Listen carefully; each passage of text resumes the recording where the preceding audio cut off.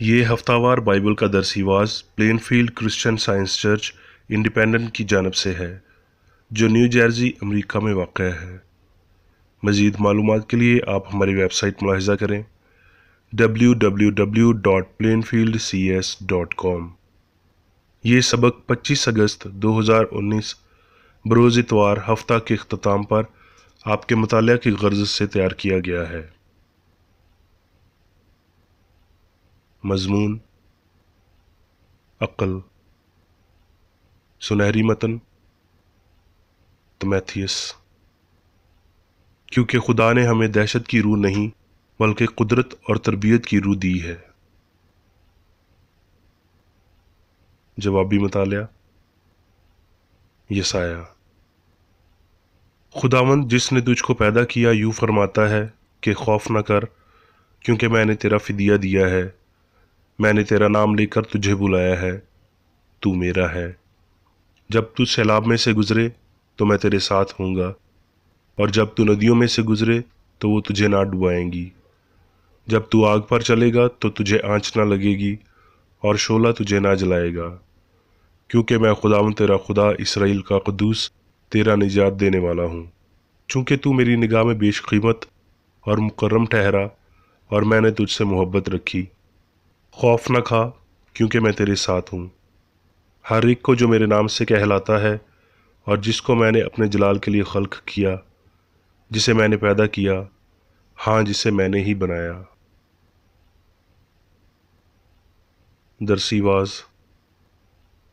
Bible میں سے زبور۔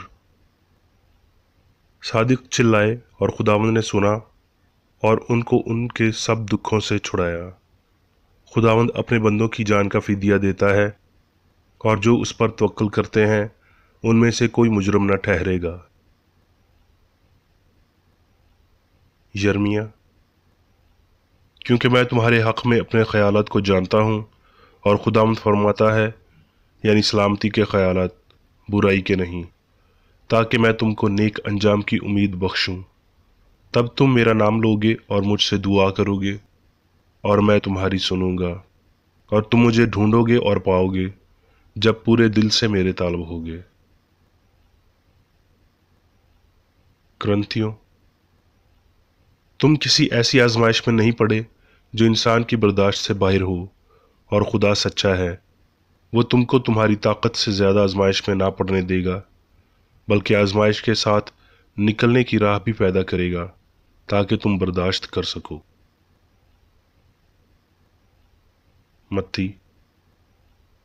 اور یسوع تمام گلیل میں پھرتا رہا، اور اس کی شہرت تمام سوریہ میں پھیل گئی، اور لوگ سب بیماروں کو جو طرح طرح کی بیماریوں اور تکلیفوں میں گرفتار تھے، اور ان کو جن میں بدروہیں تھیں اور مرگی والوں اور مفلوجوں کو اس کے پاس لائے، اور اس نے ان کو اچھا کیا۔ لوکا۔ پھر وہ اسینیوں کے علاقے میں جا پہنچا۔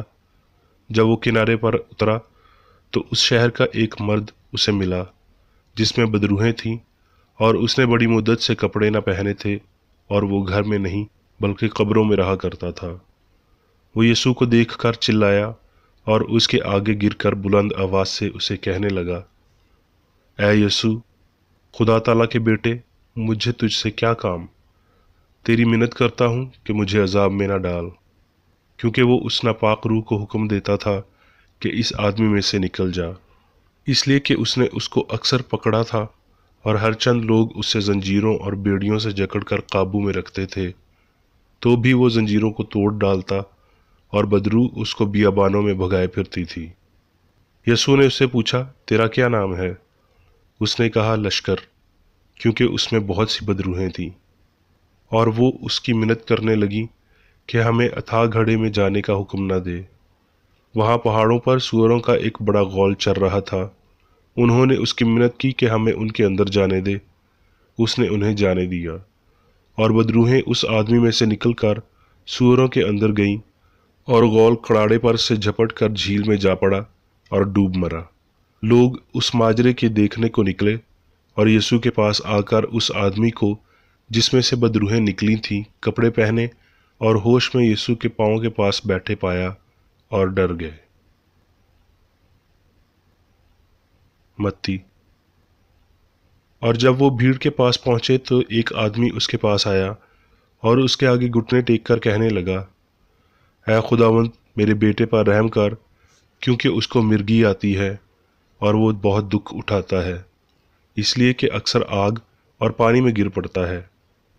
اور میں اس کو تیرے شاگردوں کے پاس لایا تھا مگر وہ اسے اچھا نہ کر سکے۔ یسوع نے جواب میں ان سے کہا، اے بے اعتقاد اور کج رو نسل، میں کب تک تمہارے ساتھ رہوں گا؟ کب تک تمہاری برداشت کروں گا؟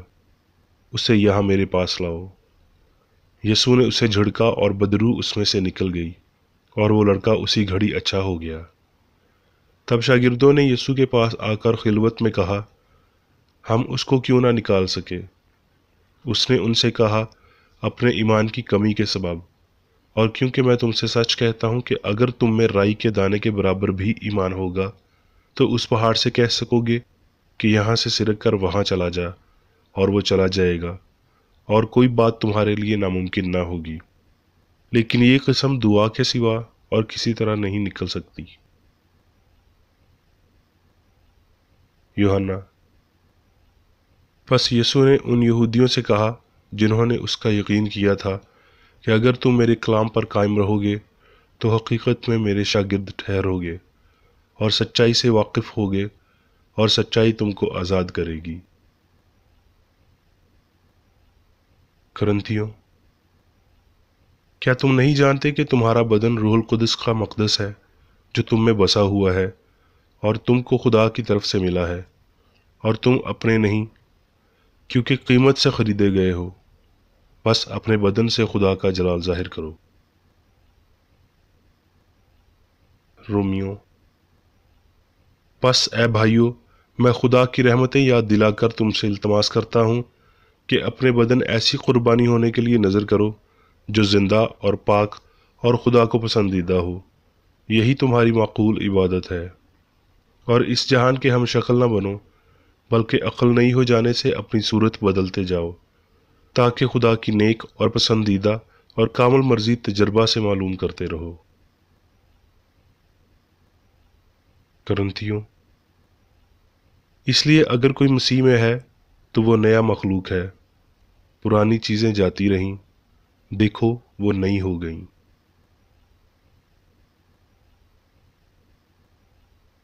اب میں میری بیکر ایڈی کی تحریر کردہ کرسچن سائنس کی درسی کتاب سائنس اور صحت آیات کی کنجی کے ساتھ میں سے لی گئی تحریریں پڑھوں گا۔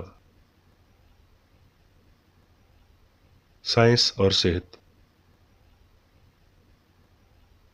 عقل اپنی تمام تر اصلاحات پر برتر اور ان سب پر حکمرانی کرنے والی اپنے خود کے خیالات کے نظاموں کا ایک مرکزی شمس ہے، یعنی اپنی خود کی وسیع تخلیق کی روشنی اور زندگی، اور انسان الہی عقل کا معاون ہے۔ سوال: انسان کیا ہے؟ کلام ہمیں بتاتا ہے کہ انسان خدا کی صورت اور شبیہ پر بنایا گیا ہے۔ وہ خدا کا ایک مرکب خیال ہے جس میں تمام تر درست خیالات شامل ہیں۔ ایسی عمومی اصطلاح جو خدا کی صورت اور شبیہ کی عکاسی کرتی ہے، سائنس میں پائی جانے والی ہستی کی باخبر شناخت، جس میں انسان خدا یا عقل کی عکاسی ہے، اور اسی لیے وہ ابدی ہے، یعنی وہ جس کی خدا سے مختلف کوئی عقل نہیں ہے، وہ جس میں ایسی ایک بھی خاصیت نہیں جو خدا سے نہ لی گئی ہو، وہ جو خود سے اپنی کوئی زندگی، ذہانت اور نہ ہی کوئی تخلیقی قوت رکھتا ہے، مگر اس سب کی روحانی طور پر عکاسی کرتا ہے جو اس کے بنانے والے سے تعلق رکھتی ہے۔ سائنس واضح کرتی ہے کہ انسان عقل کے ماتحت ہے۔ شعور اس کے ساتھ ساتھ عمل بھی عقل کی حکمرانی میں ہے، خدا میں ہے، جو اس سب کا آغاز اور حکمران ہے جسے سائنس ظاہر کرتی ہے۔ غیر حقیقی سائنس کے علاوہ مادی فہم کی اپنی سلطنت ہے۔ ہم آہنگ عمل روح یعنی خدا کی طرف سے آگے بڑھتے ہیں۔ غیر ہم آہنگی میں کوئی اصول نہیں، اس کا عمل غلط ہے اور یہ انسان کے لیے مادے میں رہنا گمان کرتا ہے۔ غیر ہم آہنگی مادے کو ذہانت یا روح کی وجہ اور اس کے ساتھ ساتھ اثر بناتی ہے، یوں یہ عقل کو خدا سے الگ کرنے کی کوشش کرتی ہے۔ नाम नहाद फ़ानी अक़ल का अमल हस्ती की हम आहंगी को बाहर निकालने के लिए इलाही अक़ल के वसीला नेस्त होना चाहिए। यसू ने कभी किसी बीमारी से मुतल्लक बतौर ख़तरनाक या शिफा देने में मुश्किल करार नहीं दिया। जब उसके तालिब इल्म उसके पास एक मामला लेकर आए जिसे शिफा देने में वो नाकाम रहे थे, तो उसने उनसे कहा, ऐ बेइत्काद नस्ल, इस बात की तकलीद करते हुए कि शिफा देने की मतलूबा ताकत अक़ल में थी। उसने किसी दवा का नुस्खा तजवीज़ नहीं किया, मादी क़वानीन की फर्मा बरदारी की हौसला अफजाई नहीं की, बल्कि इनकी बराह रास्त नाफरमानी में काम किए। ये बात इंदराज में है कि एक बार यसू ने एक बीमारी का नाम पूछा, ऐसी बीमारी जिसे आज के जदीद दौर में डिमेंशिया कहा जाता है। शैतान या बदरू ने जवाब दिया कि उसका नाम लश्कर था। वहीं यसू ने उस बदरू को बाहर निकाला और पागल शख्स तब्दील हो गया और वो तंदुरुस्त हो गया। कलाम ये जाहिर करता हुआ दिखाई देता है कि यसू शैतान को खुद जाहिर होने और फिर नेस्त होने का मौजब बना। पागलपन का इलाज ख़ास तौर पर बहुत दिलचस्प है, ताहम मामले में रुकावट डालते हुए ये दूसरी बीमारियों की निस्बत ज़्यादा आसानी से सच्चाई के सेहत बख्श काम के लिए राज़ी हो जाता है, जो गलती की जवाबी कार्रवाई होता है। पागलपन का इलाज करने के लिए जिन दलाइल को इस्तेमाल किया जाता है, ये वही हैं जो दूसरी बीमारियों के लिए इस्तेमाल होते हैं, यानी वो अनहोनी जिसे मादा यानी जहन काबू कर सकता है या जो अक़ल को बेतरतीब कर सकता है। ये दुख उठा सकता है या दुखों का मौजब बन सकता है। इसके साथ साथ ये हकीकत कि सच्चाई और मोहब्बत एक सेहतमंद हालत कायम करती है, फ़ानी अक़ल या मरीज़ के ख़यालात की रहनुमाई करती और उस पर हुक्मरानी करती है और सब गलतियों को नेस्त करती है, खा इसे डिमेंशिया, नफ़रत या कोई भी दूसरा मसला कहा जा सकता है। अक़ल ही सबसे बड़ा खालिक है और ऐसी कोई ताकत नहीं है जो अक़ल से अख्ज़ ना की गई हो। कमतर या गैर रूहानी शफ़ाइया तरीक़ाकार अक़ल और दवाई को यकजा करने की कोशिश कर सकते हैं, लेकिन ये दोनों साइंसी तौर पर यकजा नहीं होंगे। हम इन दोनों के साथ ऐसा क्यों करना चाहेंगे जबकि इसमें से कोई अच्छाई नहीं निकलेगी? अगर अक़ल सबसे पहले और बरतर है, तो आइए हम अक़ल पर इन्हिसार करते हैं, जिसे निचली ताकतों के साथ काम करने की ज़रूरत हरगिज़ नहीं है।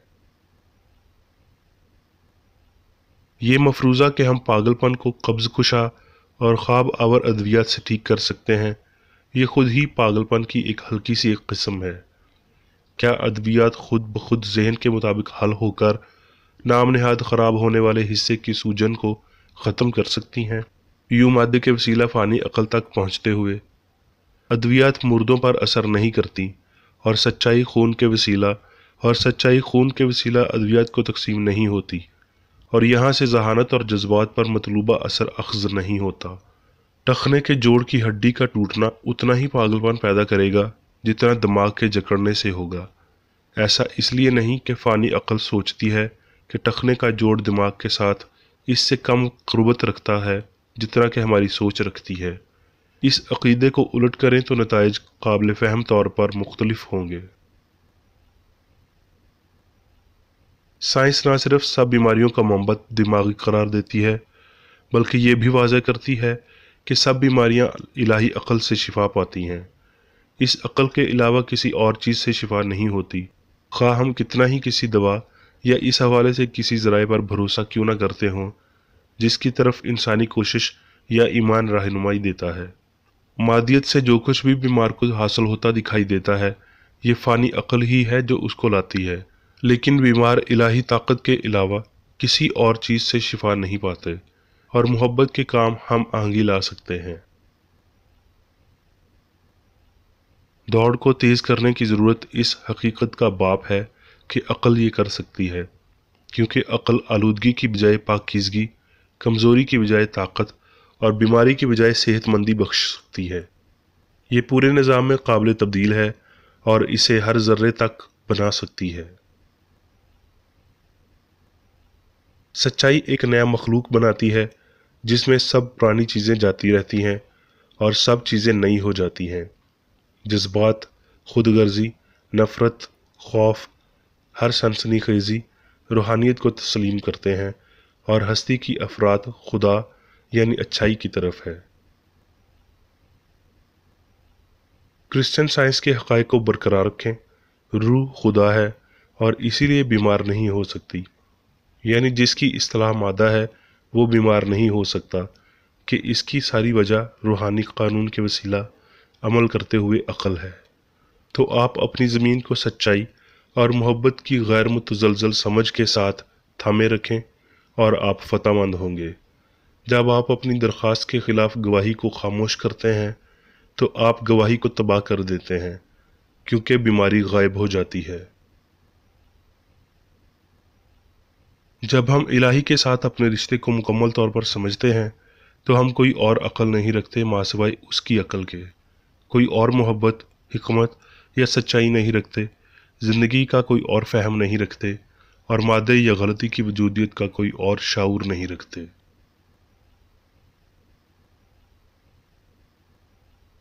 अब मैं मेरी बेकर एडी की जानिब से चर्च मैनुअल में दिए गए रोज़ाना के 3 फ़राइज़ पढ़ूंगा। रोज़मर्रा की दुआ। इस चर्च के हर रुकन का ये फ़र्ज़ है कि हर रोज़ ये दुआ करे, तेरी बादशाही आए, इलाही हक़, ज़िंदगी और मोहब्बत की सल्तनत मुझ में कायम हो और सब गुनाह मुझसे खारिज हो जाएं, और तेरा कलाम सब इंसानों की मोहब्बत को वाफिर करे और उन पर हुकूमत करे। मकासद और अमाल का एक असूल। ना कोई मुखालफत, ना ही कोई महज ज़ाती वाबस्तगी मादरी चर्च के किसी रुकन के मकासद या अमाल पर असर अंदाज होने चाहिए। साइंस में सिर्फ इलाही मोहब्बत हुकूमत करती है और एक मसीही साइंसदान गुनाह को रद्द करने से, हकीकी भाईचारे, खैरात पसंदी और मुआफ़ी से मोहब्बत की शीरी आसाइशों की अक्कासी करता है। इस चर्च के तमाम अराकीन को सब गुनाहों से, गलत किस्म की पेशनगोइयों, मुनसफ़ियों, मज़म्मतों, इस्लाहों, गलत तासुरात को लेने और गलत मुतासर होने से आज़ाद रहने के लिए रोज़ाना ख्याल रखना चाहिए और दुआ करनी चाहिए। फ़र्ज़ के लिए चौकसी। इस चर्च के हर रुकन का ये फ़र्ज़ है कि वो हर रोज़ जारहाना ज़हनी आरा के ख़िलाफ़ ख़ुद को तैयार रखे और खुदा और अपने कायद और इंसानों के लिए अपने फ़राइज़ को ना कभी भूले और ना कभी नज़रअंदाज करे।